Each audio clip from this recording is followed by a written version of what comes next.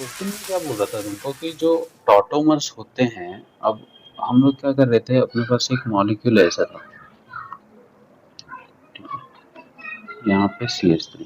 अब इसको अगर मैं ड्रॉ करूँ तो नॉर्मली हाइड्रोजन हाइड्रोजन हाइड्रोजन और यहाँ पे ऑक्सीजन और ये CH3। होता क्या है, ये हाइड्रोजन इस पे शिफ्ट हो जाता है और यहाँ का डबल बॉन्ड अंदर आ जाता है। तो मैं तुमको बता रहा था ना कि इसको हम लोग 1,3 शिफ्टिंग भी बोलते हैं। वन, ये पहला कार्बन, ये दूसरा, ये तीसरा। पहले पे जो चीजें हैं वो थर्ड पे चली जाएंगी और थर्ड और सेकंड के बीच में जो बॉन्ड है वो किसके बीच में आ जाएगा, इस पे। लेकिन तुम लोग नोटिस कर रहे हो, मैंने जितने भी टॉटोमर्स बनाए थे, कीटोन से इनॉल या फिर एल्डिहाइड से इनॉल या फिर नाइट्रो से सूडो नाइट्रो, इमाइन से इनामाइन, तीन चार ऐसे बना के बताए थे लास्ट लेक्चर में। ठीक है, चारों में शिफ्टिंग सिर्फ किसकी हो रही थी, हाइड्रोजन एटम की ही हो रही थी। सही है। तो अगर मान लो कि तुम्हारे सामने कुछ ऐसे क्वेश्चंस आ जाते हैं कि ऐसे उसने बनाया, मान लो,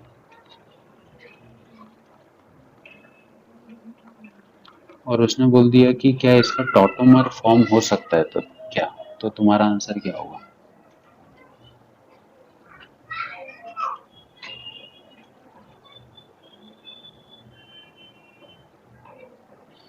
अब ये वन है, ये टू है और ये थ्री है। वन के पास जो हाइड्रोजन था वो थ्री के पास जाना चाहिए था, लेकिन वन पे कोई हाइड्रोजन है क्या? नहीं है। तो ऐसे मॉलिक्यूल का कोई भी टॉटोमर हम लोग नहीं बना सकते। समझा? हाँ, टर्शरी का हम लोग टॉटोमर्स नहीं बना सकते। या फिर जैसे अगर मान लो कि यहाँ पे बेंजीन होता है ऐसे, ठीक है, तो यहाँ पे डबल बॉन्ड, यहाँ पे और यहाँ पे, इसका टॉटोमर बनेगा क्या?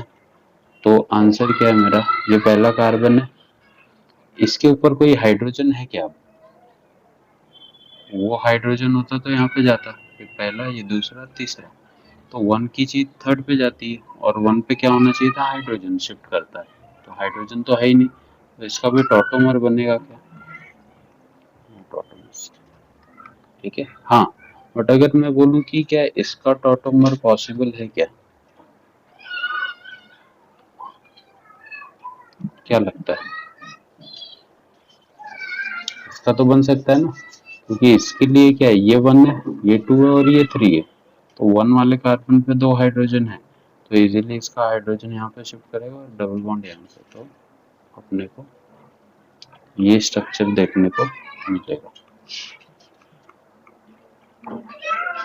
सही है, तो इसका टॉटोमर फॉर्म हो सकता है।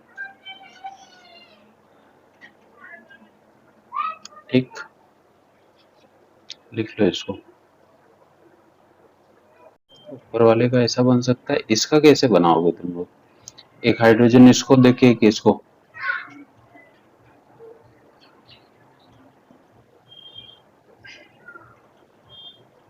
हम्म,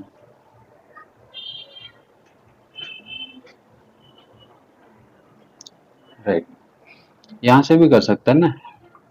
देखो ये जो मौलिक, हाँ दोनों साइड से बना सकते हैं, बिल्कुल बना सकते हैं। ये मॉलिक्यूल का मैं तुम लोग को ऑप्शन दे रहा हूँ, तुम लोग मेरे को बताना सबसे स्टेबल कौन सा है। मान लो एक बार इससे टॉटोमर बना दो, एक बार इससे, तो क्या दिखेगा मुझे? यहाँ पे CH2 डबल बॉन्ड COH। ठीक है, और एक बार इससे बना दो, एक बार इससे बना दो, तब क्या दिखेगा? मान लो एक बार इससे बनाते हैं और एक बार इससे बनाते हैं।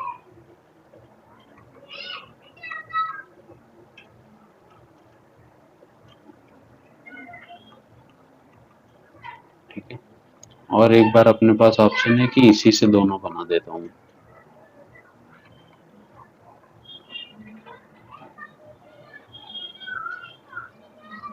पॉसिबल तो है ना, ये तीन स्ट्रक्चर फॉर्म हो सकते हैं या नहीं? तो मान लो ये ए स्ट्रक्चर है, ये बी है और ये सी है। ठीक है, सबसे ज्यादा स्टेबल कौन सा होगा? पक्का? बी इसका करेक्ट आंसर है। क्यों? डबल बॉन्ड दिख रहा है यहाँ पे, कैसे अल्टरनेट पे डबल बॉन्ड क्या करते हैं, रेजोनेट करते हैं। यहाँ पे रेजोनेंस करेगा क्या, यहाँ पे होगा क्या, नहीं। तो इस मॉलिक्यूल का जो सबसे स्टेबल टॉटोमर है वो ये होगा, ये दोनों नहीं होंगे। क्लियर हुआ? ठीक है। देखो ये क्वेश्चन आया हुआ है एग्जाम में, ये टॉटोमर बना सकता है क्या मॉलिक्यूल?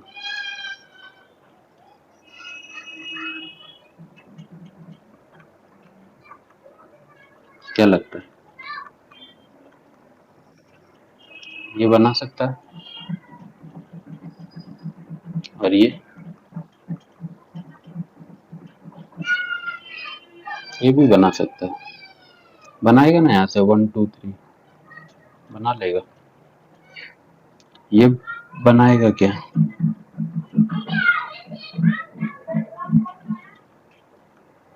ये बनाएगा क्या? तो मतलब घूम फिर के ये है कि तीनों टॉटोमर बनाएंगे, राइट? तो तुम लोग मेरे को बताओ, इन तीनों मॉलिक्यूल में सबसे जल्दी टॉटोमर कौन बनाएगा? क्वेश्चन ये है। बनाएंगे तो तीनों, जल्दी किसमें बनेगा? ठीक है, यहाँ से लेगा तो CH2 double bond CH OH और यहाँ पर डबल बॉन्ड CH2, इसका टॉटोमर क्या बनेगा? यहाँ से भी ले सकता था, लेकिन डबल बॉन्ड यहाँ पे अगर बन गया तो ये स्टेबल होगा क्या, अनस्टेबल होगा ना। तो 4 बॉन्ड हो गए, बट यहाँ पे इलेक्ट्रॉन रेजोनेंस खत्म हो जाएगा ना। इस केस में देख यहाँ पे रेजोनेंस हो रहा है, राइट? तो ये लेके चलेंगे। इसमें अगर मैं देखूं तो ये करेगा टॉटोमेरिक फॉर्म, तो COH और यहाँ पे क्या CH2। तो मतलब ये मॉलिक्यूल भी बनेगा, ये भी बनेगा और ये भी बनेगा। तो सबसे जल्दी वो बनेगा जो ज्यादा स्टेबल होगा। तो तुम लोग सोचो कि इसका ये टॉटोमर ज्यादा स्टेबल है, ये या ये? क्यों? क्यों बीच वाला ज्यादा स्टेबल है? रेजोनेंस, ठीक है। ये रेजोनेंस नहीं कर रहा है क्या, डबल बॉन्ड, सिंगल बॉन्ड और यहाँ पे बेंजीन के 3 बॉन्ड, ये भी तो पूरा रेजोनेट कर रहा है। कर सकता है क्या, करेगा ही ना। डबल बॉन्ड है, सिंगल बॉन्ड है, फिर बेंजीन के 3 है, इसके पास तो खाली 2 ही डबल बॉन्ड है। ज्यादा रेजोनेंस की पॉसिबिलिटी इसमें या इसमें? नीचे वाले में। तो जिसमें रेजोनेंस की ज्यादा स्टेबिलिटी है तो स्टेबल भी वही ज्यादा होना चाहिए, राइट है? तो अगर मैं तुमको ऐसा ऑप्शन दूं ना, A B और C में टॉटोमेरिक फॉर्म किसका ज्यादा स्टेबल होगा या कौन सा जल्दी बनेगा, तो तुम्हारा ऑप्शन होगा सबसे पहले C बनाएगा, फिर B और फिर A। समझा? तो पहले कन्फॉर्मर्स देखेंगे हम लोग इसमें, फिर ज्योमेट्रिकल और फिर ऑप्टिकल। तो कन्फॉर्मर एक्चुअली आइसोमर नहीं होते हैं, इसीलिए इनको स्पेसिफिक नाम दिया गया है कन्फॉर्मर। तो कन्फॉर्मर के लिए तुम लोग कभी आइसोमर वर्ड यूज मत करना, ठीक है? कन्फॉर्मर को हम लोग कन्फॉर्मर ही बोलते हैं।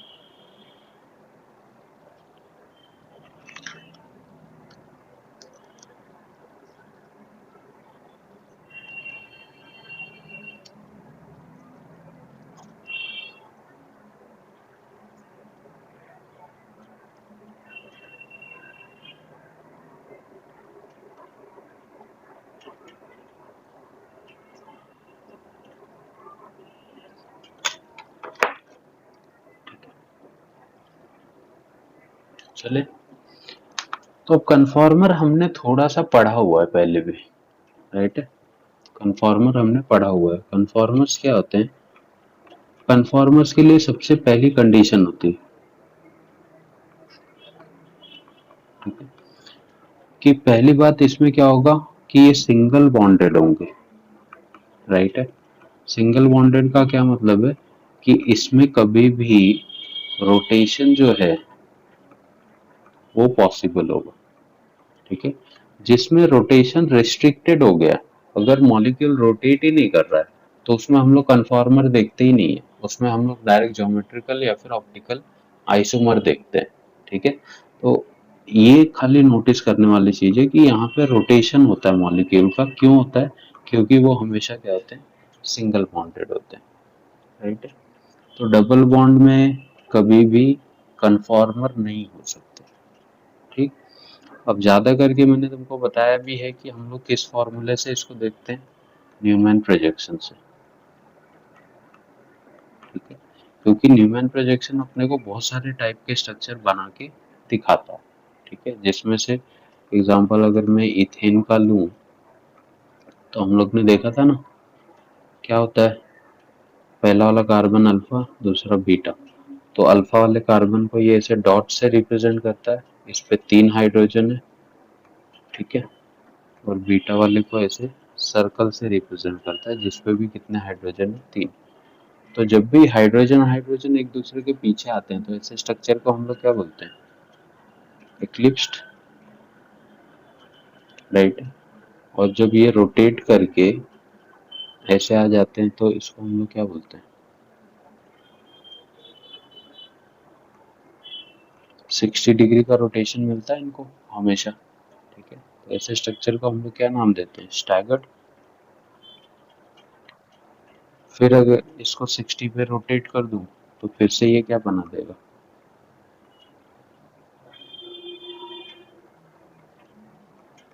फिर से ये क्या बना देगा, इक्लिप्स्ड। समझा? तो दिक्कत क्या है कि इस स्ट्रक्चर को अगर मैं देखूं, एक्लिप्स्ड और स्टैगर्ड, तो घूम फिर के वही बन रहे हैं। तो खाली हम लोग दो स्ट्रक्चर को लेके चलते हैं। तुम लोग बताओ इस स्ट्रक्चर में रिपल्शन कैसा होगा, मिनिमम या मैक्सिमम? इस वाले स्ट्रक्चर में मिनिमम, राइट है। स्टेबिलिटी किसकी ज्यादा होगी, इसकी या पहले वाले? इसकी, इसकी स्टेबिलिटी क्या होगी, मैक्सिमम होगी। राइट, तो जो चीज ज्यादा स्टेबल होता है उसकी एनर्जी क्या होती है, उतनी कम होती है। ठीक है, तो इसकी एनर्जी भी क्या होगी, मिनिमम। बट इसी स्ट्रक्चर के लिए अगर मैं इन चीजों को लिखूं तो इसमें रिपल्शन क्या है, मैक्सिमम। ठीक है, इसकी स्टेबिलिटी क्या है, मिनिमम, और इसका एनर्जी क्या होगा, मैक्स। समझ में आया? इक्लिप्स्ड और स्टैगर्ड में ये तीन चीजें तुमको क्लियर होनी चाहिए, रिपल्शन, स्टेबिलिटी और एनर्जी, कब कब कम हो रही है, कब कब बढ़ रही है। ठीक है, रिपल्शन होगा तो ये इसको ढकेल देता है कुछ पर्टिकुलर एंगल पे। तो अब यहाँ पे जो एंगल बन रहा है ना, यहाँ पे दिख रहा है ये वाला, ये 60 डिग्री होता है और ये भी 60। हाँ, दोनों को कंबाइन करके जो बॉन्ड एंगल बनता है वो 60 डिग्री का बनता है। ठीक है, और ऐसा होता क्यों है, रिपल्शन क्यों हो रहा है इनके बीच में, क्या रीजन है? तो नहीं, अब ये जो हम लोग बॉन्ड ड्रॉ कर रहे हैं कार्बन और हाइड्रोजन से, किससे बने होते हैं, इलेक्ट्रॉन से बने होते हैं ना ऐसे। इस पे भी दो इलेक्ट्रॉन होंगे, इस पे भी दो होंगे। सही है, तो सीधी सी बात है ना, ये दोनों जो इलेक्ट्रॉन प्रेजेंट है ये नेगेटिवली चार्ज होंगे और ये नेगेटिवली चार्ज एक दूसरे को रिपेल करेंगे, तो इसीलिए दूर दूर हो जाते हैं हाइड्रोजन। तो हाइड्रोजन एटम हाइड्रोजन को रिपेल नहीं करता, उसके जो इलेक्ट्रॉन्स हैं वो एक दूसरे को रिपेल करते हैं। और इस रिपल्शन को, फोर्स ऑफ रिपल्शन जो इसमें हम लोग ऑब्जर्व कर रहे हैं, इसको हम लोग बोलते हैं टॉर्सनल स्ट्रेन।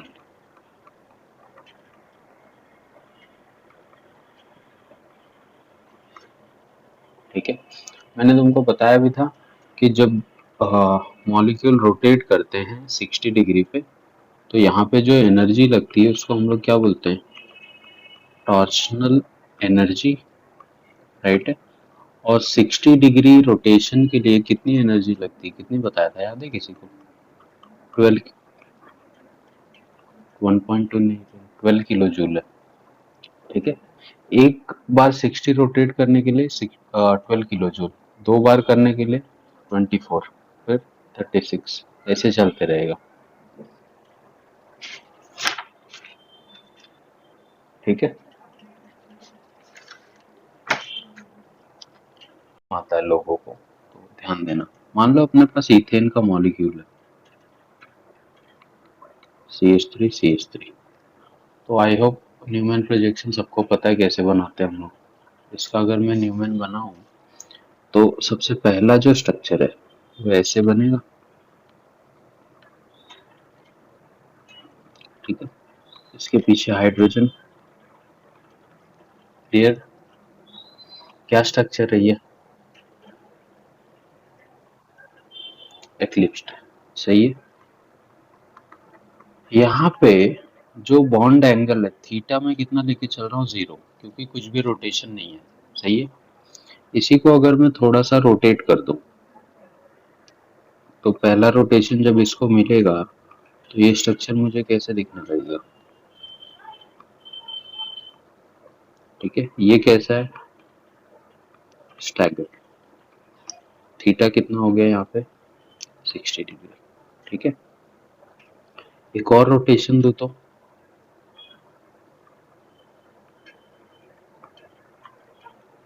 ये फिर से क्या बन जाएगा? इक्लिप्स्ड। थीटा कितना है मेरा बताओ यहाँ पे? ये ये 60 था, अभी कितना हो गया? 120। ठीक है,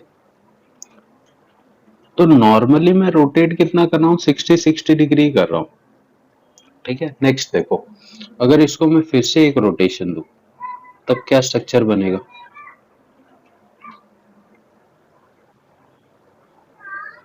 स्टैगर्ड। ठीक है, नाम तो वही रहेगा, नाम में कोई चेंज नहीं होगा। ये क्या हो जाएगा? स्टैगर्ड। सही है, बट मेरा एंगल ऑफ रोटेशन कितना है यहाँ पे? 180। ठीक है, फिर से अगर रोटेट करे तो फिर से क्या बनेगा? एक्लिप्स्ड। और अब मेरे को बताओ एंगल ऑफ रोटेशन 240। ठीक है, फिर एक रोटेशन दे तो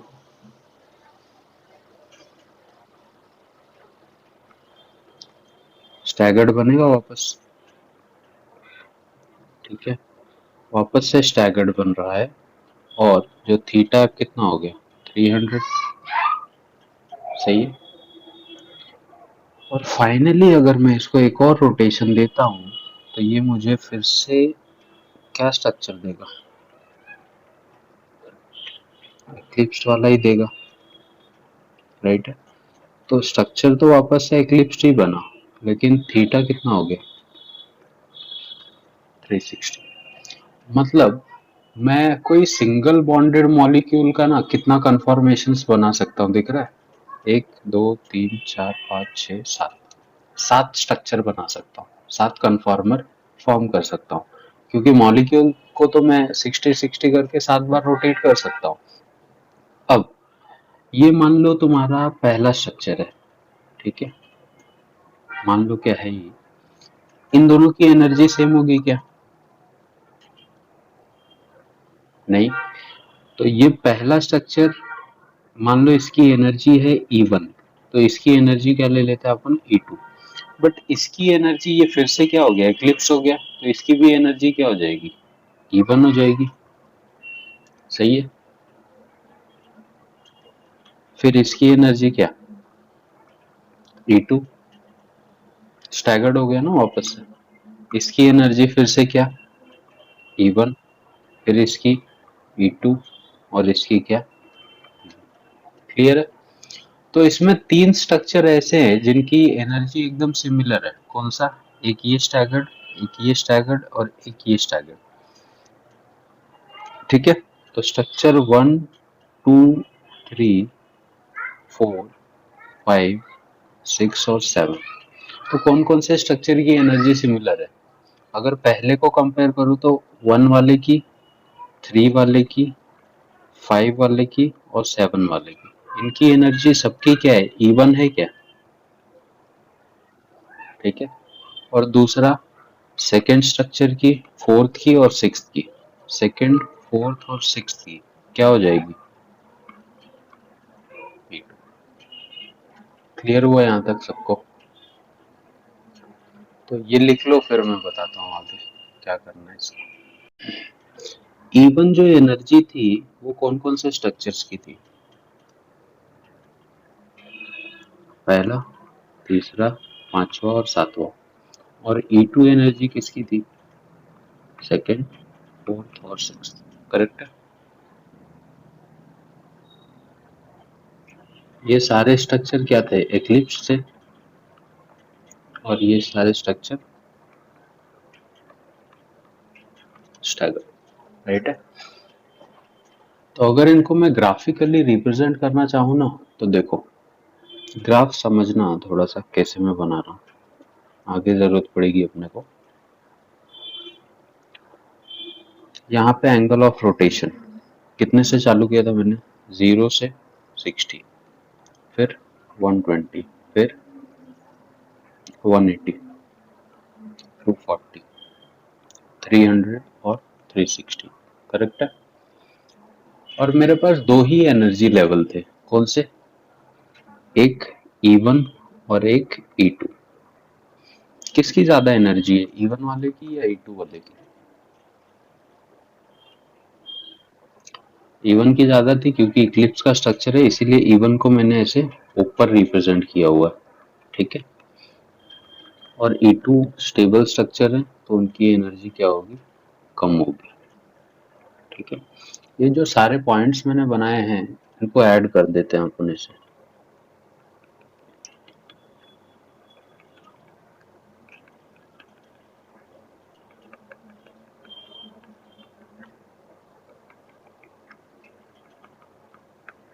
क्लियर है ग्राफ में क्या हो रहा है सबको।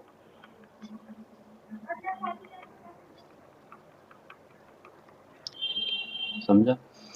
जब मेरा एंगल 0 था तो मेरी एनर्जी कहाँ पे थी, फर्स्ट वाला स्ट्रक्चर किस पे, E1 पे है, तो पहला स्ट्रक्चर यहाँ पे बना होगा, राइट है। दूसरा स्ट्रक्चर किस पे बना है, E2 पे, मतलब यहाँ पे बना 60 डिग्री पे। तीसरा फिर किस पे बना, E1 पे। चौथा फिर किस पे बना, E2 पे। पांचवा फिर से किस पे बना, E1 पे। छठवा फिर से E2 पे। और सातवां फिर से किस पे बना, समझा पॉइंट कैसे किए मैंने, ठीक है।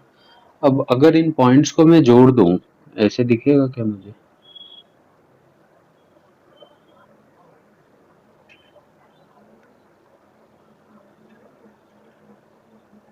राइट, ठीक। तो ये जो एनर्जी गैप आ रहा है, ये एनर्जी गैप मुझे क्या रिप्रेजेंट कर रहा है मालूम है, कि स्टैगर्ड और एक्लिप्स में इतना एनर्जी का डिफरेंस होगा, दोनों स्टेबल स्ट्रक्चर और अनस्टेबल स्ट्रक्चर में इतने एनर्जी का डिफरेंस है, ठीक है। दूसरा, ऊपर जितने भी पॉइंट्स बने ये किसको रिप्रेजेंट कर रहे हैं, एक्लिप्स को। नीचे जितने भी पॉइंट बने वो किसको रिप्रेजेंट कर रहे हैं, स्टैगर्ड को, सही है। तुम लोग मेरे को इस ग्राफ की पीरियोडिसिटी बता सकते हो क्या, पीरियोडिसिटी मतलब क्या होता है, कि कौन से पर्टिकुलर एंगल के बाद चीजें रिपीट हो रही हैं, ठीक है। ये एंगल होगा, ये ग्राफ बना, फिर से ऐसे ही बना, फिर से ऐसे ही बना, क्लियर है। तो इसको मैं क्या ले सकता हूँ, इस पर्टिकुलर डिस्टेंस को मैं क्या बोलूंगा, पीरियोडिसिटी बोल सकता हूँ। कितना एंगल है, 120 डिग्री। तो इथेन मॉलिक्यूल के कन्फॉर्मर की जो पीरियोडिसिटी होती है वो कितनी होती है, 120 डिग्री, समझा सबको, ठीक है। दूसरी चीज, ऊपर जितने भी पॉइंट्स बने सब एक्लिप्स वाले बने, ये नीचे वाले स्टैगर्ड बने, तो बीच में भी तो कुछ ना कुछ स्ट्रक्चर बनते होंगे, तभी तो ये मॉलिक्यूल एक्लिप्स से स्टैगर्ड में आता होगा, है कि नहीं, ठीक है। तो ऐसे स्ट्रक्चर जो एक्लिप्स्ड और स्टैगर्ड के बीच में बनते हैं और जिनको हम लोग रिप्रेजेंट नहीं करते हैं, ऐसे स्ट्रक्चर को हम लोग बोलते हैं स्क्यू। ठीक है, तो ये बीच में स्ट्रक्चर बने हुए रहते हैं, खाली हम लोग इनको रिप्रेजेंट नहीं करते। समझा? तो ये बीच में हजारों लाखों जो स्ट्रक्चर बन रहे हैं ना, ये सारे स्ट्रक्चर क्या बोले जाएंगे? स्क्यू। हाइयर एनर्जी वाले एक्लिप्स्ड, लोअर एनर्जी वाले स्टैगर्ड, जो मॉडरेट एनर्जी वाले हैं वो स्क्यू बोले जाएंगे। समझा सबको? ध्यान दो हाँ, जब हम लोग ब्यूटेन ड्रॉ करेंगे तो सबसे पहले तो इसका मतलब समझ लो, गॉच और स्टैगर्ड में फर्क है। स्टैगर्ड मतलब मैंने अभी क्या बताया कि मान लो ऐसे स्ट्रक्चर है, यहाँ पे हाइड्रोजन हाइड्रोजन, ठीक है, इस स्ट्रक्चर को मैं क्या बोल रहा था? स्टैगर्ड। ठीक है, जब सारी चीजें सेम होंगी और 60 डिग्री का एंगल होगा तो इसको अपन स्टैगर्ड बोलते हैं। लेकिन अगर कोई भी चीज डिफरेंस हो जाती है, मतलब ये इससे मैच करे, बाकी लोगों से नहीं मैच कर रही है, जैसे ऐसे कि यहाँ पे हाइड्रोजन, यहाँ पे हाइड्रोजन, यहाँ पे हाइड्रोजन, यहाँ पे एक CH3 है, यहाँ पे हाइड्रोजन, यहाँ पे हाइड्रोजन। ठीक है, अब अगर सारी चीजें एक दूसरे से मैच कर रही है तब तो उसको मैं स्टैगर्ड बोलता हूँ। बट अगर एक भी चीज डिफरेंस हुई तो बॉन्ड एंगल 60 रहेगा। बट इस केस में मैं इसको गॉश बोलता हूँ। ठीक है, गॉश प्रोनाउंस करोगे इसको। ठीक है, तुम बोलने के लिए इसको स्टैगर्ड बोल सकते हो, बट स्टैगर्ड और गॉश में ये डिफरेंस है। जब मैं गॉश बोलता हूँ इसका मतलब ये सारी चीजें सराउंडिंग वाली सेम सिमिलर नहीं है। तो इथेन के केस में तो सारी सेम थी, इसीलिए मैं क्या बोल रहा था? स्टैगर्ड। बट जब दूसरा मॉलिक्यूल आएगा तो हम लोग स्टैगर्ड वर्ड यूज नहीं करके क्या यूज करेंगे? गॉश। समझा सबको? ठीक है, अब देखो ब्यूटेन अगर मैं ड्रॉ करूं, ध्यान देना, ब्यूटेन क्या होगा अपने पास? CH3 CH2 CH2 CH3। बोल पाए? बताता हूँ प्रोपेन का भी, पहले ये देख लो तो प्रोपेन अपने आप क्लियर हो जाएगा। ठीक है, तो इसमें एक कार्बन को अल्फा ले लो, एक को बीटा ले लो। तो आगे वाला जो कार्बन है, ठीक है, उसके पास दो तो हाइड्रोजन है, एक, दो, और एक कौन सा ग्रुप है? पूरा का पूरा CH3 है। समझा? पीछे वाला जो कार्बन है उसके पास भी दो हाइड्रोजन है और एक पूरा का पूरा क्या है? CH3। सही है। पहला स्ट्रक्चर अपना क्या होता है? Eclipsed, bond angle 0 degree. ठीक है, अब ये मॉलिक्यूल को रोटेट करवाओ, तो सबसे पहला जो रोटेशन मेरे को मिलेगा, CH3 H H, एक CH3 यहाँ पे, यहाँ पे H, यहाँ पे H। सही है, एंगल ऑफ रोटेशन 60 डिग्री, और एक्लिप्स है ये किस में कन्वर्ट हो गया? गॉस में। अब इसको मैं स्टैगर्ड नहीं बोलूंगा, क्या बोलूंगा? गॉस। ठीक है, फिर जब इसको तुम लोग 60 डिग्री पे रोटेट करोगे तो ये तुमको ऐसे दिखेगा क्या? CH3H। अब इस हाइड्रोजन के पीछे CH3 आ गया, इसके पीछे H आ गया और इसके पीछे H आ गया, तो एंगल ऑफ रोटेशन मेरा कितना है? 120। लेकिन ये स्ट्रक्चर एक्लिप्स्ड तो है, लेकिन पूरी तरह से एक्लिप्स्ड नहीं है। पूरी तरह से एक्लिप्स्ड होने का क्या मतलब है? ये इस स्ट्रक्चर को हम लोग क्या बोलेंगे? फुल्ली एक्लिप्स्ड, क्योंकि जो चीजें आगे है वही चीजें पीछे भी है। ठीक है, बट इस स्ट्रक्चर में ऐसा नहीं हो रहा है, इसमें जो चीज आगे है वो पीछे नहीं है। तो ऐसे स्ट्रक्चर को हम लोग पार्शियली एक्लिप्स्ड बोलते हैं। अगर चीजें आगे पीछे वाली एकदम एग्जैक्टली मैच कर रही है तो वो क्या हो जाएगा? फुल्ली एक्लिप्स्ड। मैच नहीं कर रही है, स्टिल एक्लिप्स्ड है, तो क्या बोलोगे? पार्शियली एक्लिप्स्ड। क्लियर हुआ ये कॉन्सेप्ट? नेक्स्ट, नेक्स्ट रोटेशन जब इसको मिलेगा तो मॉलिक्यूल क्या बनेगा? देखो, ऊपर CH3, यहाँ पे H, यहाँ पे H, एक H यहाँ पे चला जाएगा, एक यहाँ पे, और एक जस्ट इसके अपोजिट में आएगा। दिख रहा है? तो अब थीटा कितना है 180। अब ये स्ट्रक्चर को हम लोग गॉस नहीं बोलेंगे, जस्ट अपोजिट में आ रही है ना सेम सेम चीजें, तो इसको अब क्या बोलोगे एंटी।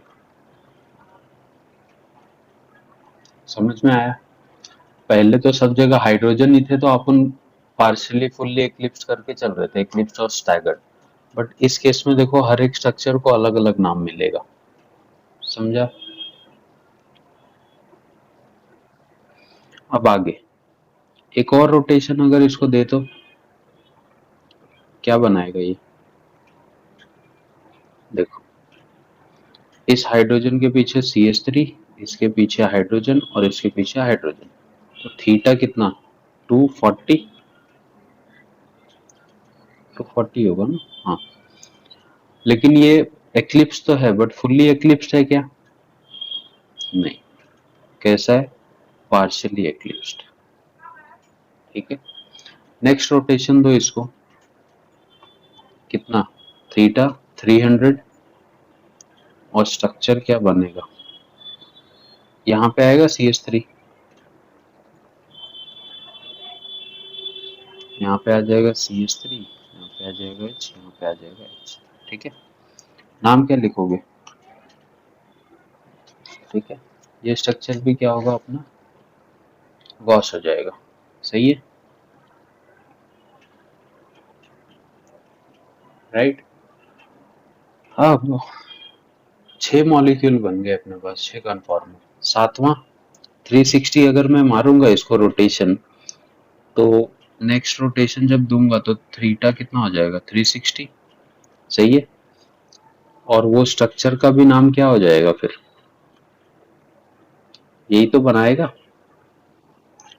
फुल्ली एक्लिप्स्ड बनाएगा ना अगर एक बार और घूम गया तो। ठीक है, तो बनाने की जरूरत नहीं है, ऊपर वाला ही बनाएगा। तो ध्यान में रखो जब थीटा 360 होगा तो वो स्ट्रक्चर भी फुल्ली एक्लिप्स होगा। तो मेरे पास अब टोटल 7 स्ट्रक्चर है। देखो पहला, दूसरा, तीसरा, चौथा, पांचवा, छठवा और सातवां। तो अब तुम लोग मेरे को बताओ कौन से स्ट्रक्चर की एनर्जी सबसे ज्यादा होगी? एक तो इसकी, और दूसरी, दूसरी किसकी? E7 की। सही है। पहले और सातवें स्ट्रक्चर की एनर्जी सेम होगी क्या? ठीक है, तो पहला और सातवां स्ट्रक्चर की एनर्जी इक्वल है, राइट। दूसरा, और कौन से स्ट्रक्चर की एनर्जी सेम होगी? इस इसकी और इसकी इक्वल होगी क्या? ठीक है, बट ये दोनों क्या है गॉस है। इससे अब ये दोनों की सबसे ज्यादा है, तो ये पार्शियली एक्लिप्स की भी तो एनर्जी ज्यादा ही होगी, है तो एक्लिप्स बट क्या है पार्शियली। तो इनसे तो ज्यादा एनर्जी इसकी होगी, किसकी? थर्ड वाले की और फिफ्थ वाले की। सही है। तो सबसे ज्यादा 1 और 7 की, फिर सेकंड पे किसकी? थर्ड और फिफ्थ की। फिर किसकी एनर्जी आएगी? सेकंड और सिक्स्थ की। और लास्ट में सबसे ज्यादा स्टेबल स्ट्रक्चर इसमें कौन सा दिख रहा है? एंटी। मतलब लास्ट में क्या आएगा? 4 आएगा। तो ये एनर्जी लेवल इसमें होंगे। क्लियर है? सबसे ज्यादा एनर्जी 1 और 7 की, फिर 3 और 5 की, फिर 2 और 6 की, और लास्ट में किसकी? 4 की। तो इसको अब देखो मेरे पास पहले वाले स्ट्रक्चर में कितने एनर्जी लेवल थे? दो ही थे, E1 और E2 था। बट यहाँ पे कितने लेवल दिख रहे हैं? E1, E2, E3 और E4। समझा? क्लियर हुआ सबको? तो यहाँ पे ब्यूटेन के स्ट्रक्चर में 4 एनर्जी लेवल अपने को ग्राफ पे प्लॉट करने पड़ेंगे। मैं बनाऊंगा, अभी तो फिलहाल देख लो इसको। इसमें किसी को कुछ डाउट है क्या? सबसे पहले 1 और 7 की एनर्जी सेम थी, इसको हम लोग ने क्या बोला? E1। सही है। फिर किसकी? 3 और 5। इनकी एनर्जी क्या है अपने पास E2, राइट। फिर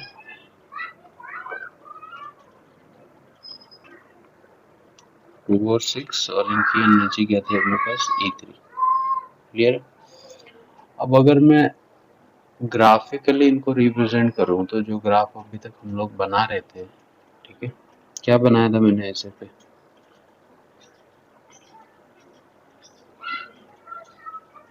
ठीक है। सबसे ज्यादा एनर्जी किसकी होगी, E1 की होगी। तो मान लो E1, फिर किसकी एनर्जी E2, फिर E3, फिर E4। पहले वाले ग्राफ में देखो था खाली E1 और E2 आ रहे थे, बट अब एनर्जी लेवल अलग अलग है अपने पास। तो ये E1 का एनर्जी लेवल, ये E2, E3 और ये क्या अपने पास, सही है। पहला एंगल 0 डिग्री, फिर 60, 120, 180, 240, 300 और 360। ठीक है, जैसे मैंने पहले पॉइंट्स बनाए थे।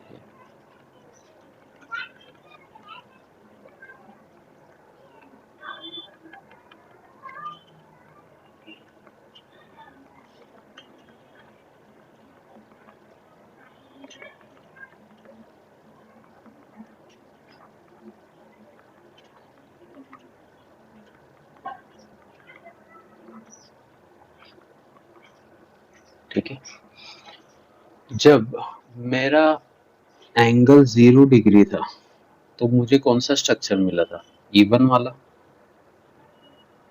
ठीक है, जब मैं 60 पे लेके गया तो मेरे को कौन सा स्ट्रक्चर मिला, गॉस, राइट है ना। ठीक है, तो एनर्जी किस पे आई थी अपनी, जब दूसरा स्ट्रक्चर है तो एनर्जी लेवल क्या था, E3 था, सही है। जब तीसरा स्ट्रक्चर मिला तो उसकी एनर्जी क्या आई, E2 पे। बोलो।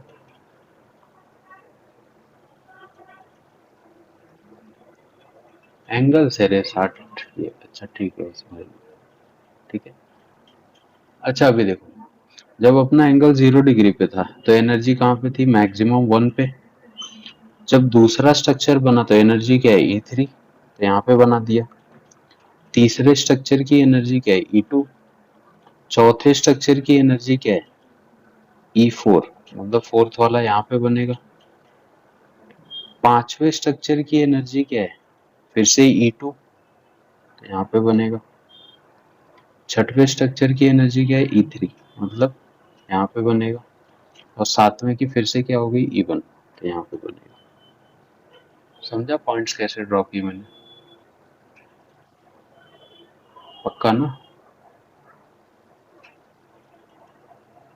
अब सबको कंबाइन करो जैसे लास्ट टाइम मैंने किया था।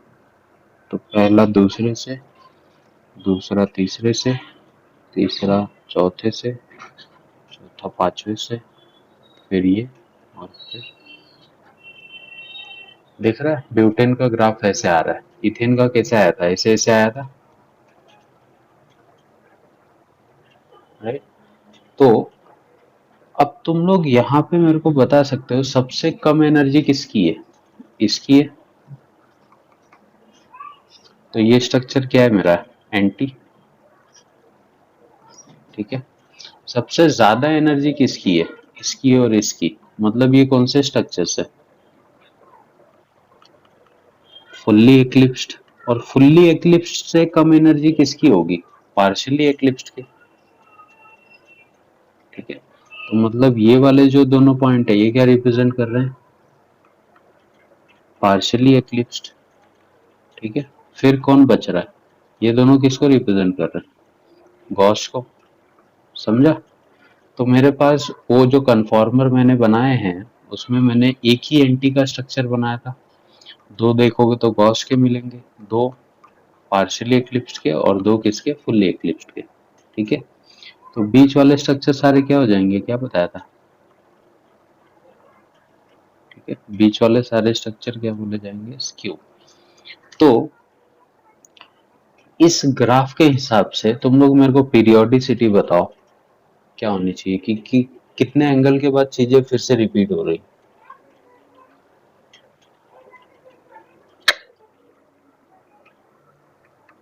पीरियोडिसिटी ब्यूटेन के लिए क्या होगी 180 के बाद। तो मतलब रिपीट का क्या मतलब है 180 के बाद मेरे को फिर से ऐसा ही सेम स्ट्रक्चर दिख रहा है क्या आगे। अगर ऐसा होता तो यहाँ से स्टार्ट होता। हाँ राइट है। तो किस एंगल के बाद चीजें फिर से रिपीट हो रही है दिख रहा है कुछ। ठीक है इसमें कोई एंगल ही नहीं है तो अपने को पूरा लेना पड़ेगा पीरियोडिसिटी इसके लिए क्या होगी 360। समझा।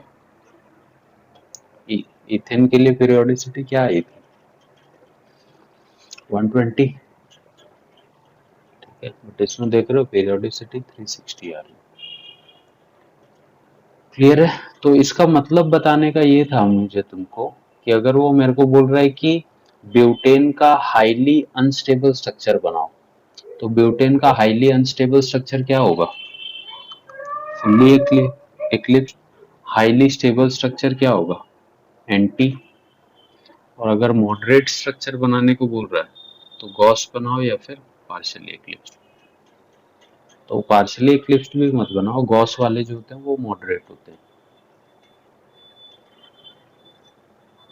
ठीक है तो वो ग्राफिकल क्वेश्चन तो बन ही सकते हैं बट इस पे ऐसे भी क्वेश्चन बनते हैं देखो CH3 CH CH3 CH2 और CH3 बोलेगा इसका मोस्ट स्टेबल कन्फॉर्मर और लीस्ट स्टेबल कन्फॉर्मर कैसे बनाओगे। तो एक देख लो हमेशा क्या करने का मतलब मिडल वाले को अल्फा और बीटा ले लिया करो। ठीक है तो अगर अल्फा वाला कार्बन में ड्रॉ करूं तो इसके पास क्या है एक हाइड्रोजन है और दो कौन से ग्रुप है CH3 करेक्ट है। बीटा वाले के पास क्या है दो हाइड्रोजन है सही है। दो हाइड्रोजन है और एक CH3 है। अगर एक हाइड्रोजन में इसके पीछे बना दो और एक इसके पीछे और CH3 के पीछे CH3 तो ये स्ट्रक्चर कैसा होगा एक्लिप्स्ड होगा। ठीक है और ये एक्लिप्स्ड है तो ये कैसा होगा अनस्टेबल।